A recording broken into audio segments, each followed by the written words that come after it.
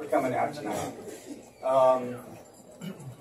These are really dark times, folks, that we're in. And with each appointment, it gets darker. And the appointment of Rick Perry today to be Energy Secretary has really all taken us down a notch. And because we know him and know what he's like. And it's really good we're all here to be with each other and to keep the spirit going. And it's a really good thing to accomplish what we've done and look at how we got here, because it's what's going to keep us together and motivating forward over the next 4 years. And together we can get through this and we can make enormous progress doing what we have done here in Austin and other cities around Texas and other parts of the United States. And we can make Austin, Texas the most sustainable city in the United States in the next 10 years. And we're going to start doing that beginning tonight.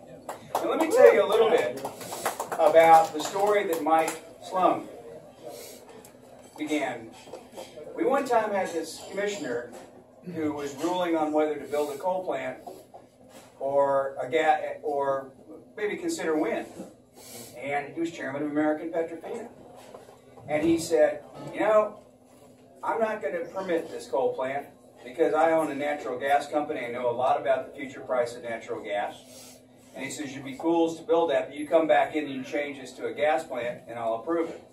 And then everybody discovered, well, part of the reason is because he sells 13% of the gas that TXU consumes. And that was a conflict of interest. But we'll get back to that in a minute. And then he said, but I haven't been smoking enough marijuana to approve that wind plant. And I was sitting behind the reporter's desk, and one of them looked at the other and said, damn, 2 headlines. Chairman of the PUC says he's smoking marijuana, or a conflict of interest. What do we do? So the Houston Chronicle went one way, and the Post, which was the paper that was always kind of, you know, the Post. I mean, it was all the tabloid. It was the Hearst paper. So it started talking about the chairman of the PUC smoking marijuana. Anyway, we took him out because of that comment. Wow. And as a result, we appointed to that commission Carl Robigo, who later worked for Austin Energy as vice president in charge of green stuff, to the PUC, and it began to change everything because of that comment. They really began to take renewables seriously, and the planning processes that Mike talked about with the Sustainable Energy Development Council and others began to happen. We began to really look at where the renewables were in the state. Von Nelson was the person who came to us with all the data. And Mike picked that data up and blew it up into the beautiful color maps that Mike does so well, and then filled it in with lots more data. And then we had a night where we were talking about, well, if we're successful, let's talk about what happens if we win. And Charles Freeman and Michael Osborne, who's really the visionary behind a lot of this stuff, and several of us sat down and, just like the folks at Southwest Airlines, drew the future on a cocktail napkin. And Charles Freeman sat there and he drew out what the Krez lines were going to look like in the future. And how if we do these now, we'll be able to do solar later. And one of his children is here. One of his sons is here. And it's important to recognize the leadership of that generation that was ahead of me in helping us envision what could become if we really stepped up to the plate. Now, there's an old saying by one of the philosophers, I think it may have been even Margaret Mead, is the only thing that ever changes anything is a small group of committed citizens. And we're it, folks. As what Karen pointed out, what Mike and Susan have pointed out, is there weren't many of us that sat down and blueprinted what's now become Austin Energy's solar program and their renewables program and their climate program. We sat around in a room over on West Avenue and we figured this out, and we started having meetings, pulling together small groups of people who became bigger groups of people, who became bigger groups of people. We held candidate briefings. That was Karen's idea. She ran for council one time and she said, all these people have forums. They had 53 forums when she was running for council, and she didn't know much about any of the things they wanted her to be smart about.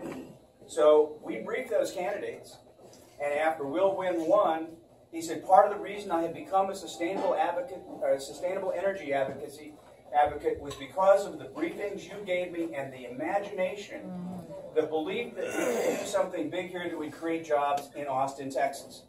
And as a result of those candidate forums, all but one of the candidates had a renewable energy policy as they were running for Austin City Council. That's the kind of change we made by the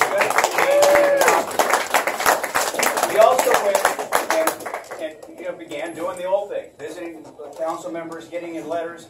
The canvases went to work. We got 1,500 letters into City Council before a big vote.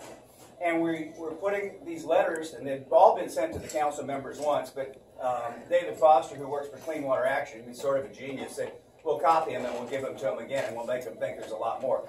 So they were all out there, and then he walked in with this big garbage bag full of letters, and he dumped them on the floor in front of council and says, these are the letters you've gotten.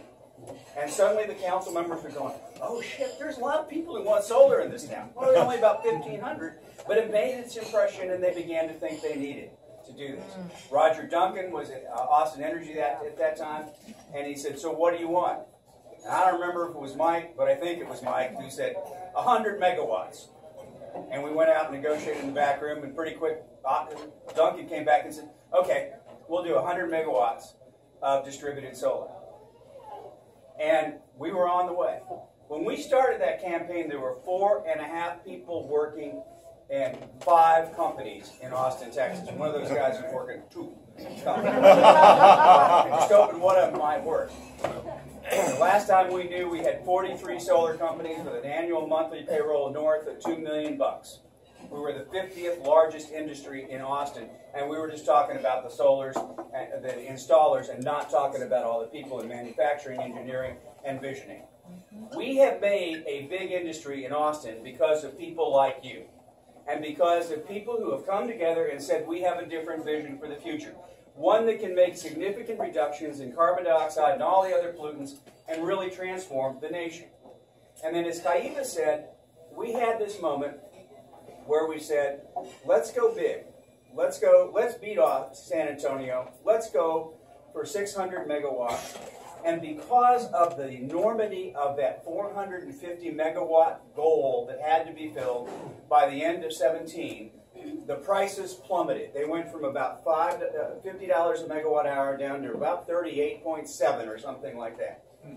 We had the lowest prices in the nation, lower even than Warren Buffett got, because of people like you. And suddenly, we went from having plans in this state of about 600 megawatts of solar by 2030 to where now, when you look at the energy future of Texas, in 7 out of the 8 plans for the energy future of Texas that ERCOT has, 7 of the 8 of them are almost all solar. You people did that. We now are seeing we'll have somewhere between 14 and 27,000 megawatts of solar by 2030 because of the price drop that occurred because of Solar Austin and our vision. That's who you are, and that's what you are.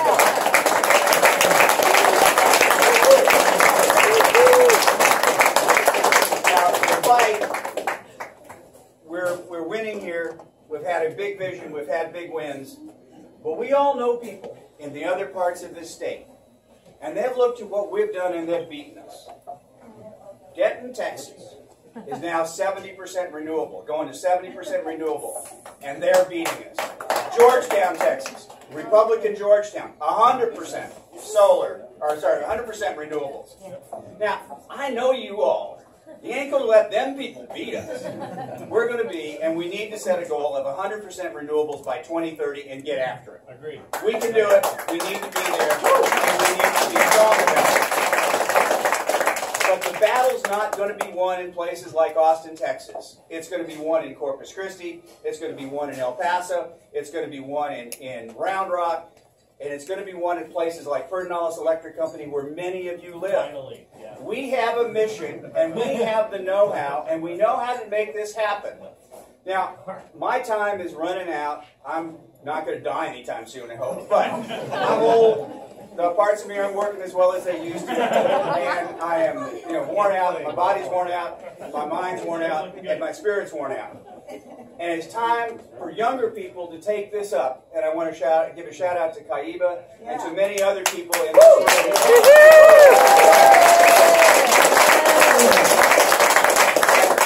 They're going to be the leaders in the future.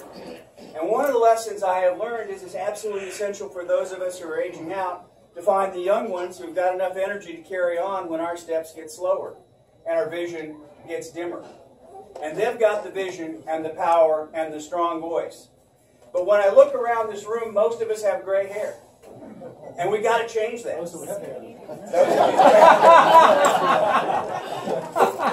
Yeah, we're all about renewable energy, folks. We got to renew our energy. Get some energy to this group.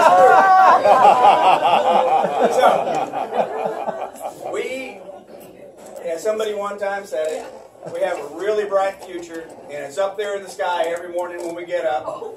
It's our time to be able to say, we have a vision, we know how to do it, and regardless of the politics in the United States of America, the politics in the cities in Texas are going to be what carries us through these coming times, and we together are going to survive this and make a huge down payment in the gases that are causing global warming, and show the rest of the world that we can make money doing it, and we can create industry, and we can lower costs. That's what we've done in Austin because of people like you. My heart goes out to all of you in undying gratitude for all the times you've listened to me make the same basic damn speech and thought it was good. Thank you very much for listening.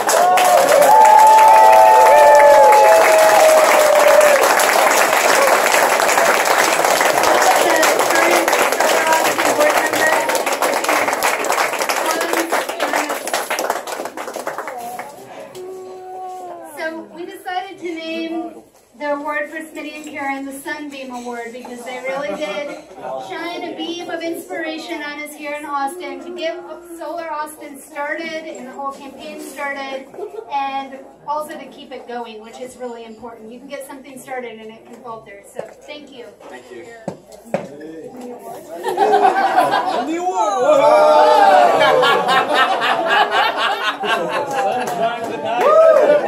Yay!